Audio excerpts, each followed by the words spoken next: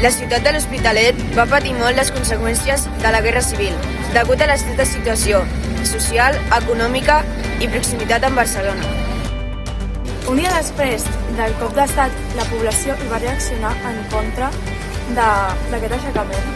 Per això hi van assaltar parròquies o bé hi van cremar esglésies dels seus districtes principals. També la majoria de la població hi va participar en contra dels rebels en diversos punts de Barcelona. La ciutat va patir molt dels bombardejos de l'aviació italiana per tenir dins de les seves barriades tant entitats polítiques contràries al cop d'estat fins fàbriques d'armamentístiques. A la segona passejada de gent que organitzem els nois i noies de tercer d'ESO volem reviure tots aquests moments. Coneixerem espais de l'Hospitalet molt importants en la història transcendental del barri. Farem sobre el carrer, acompanyats d'experts que ens explicaran de primera mà tots els detalls sobre aquesta llibre.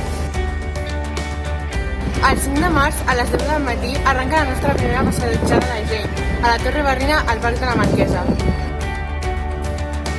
I sou tots convidats, feu córrer la veu, visitarem el nostre barri com mai ho hem fet abans.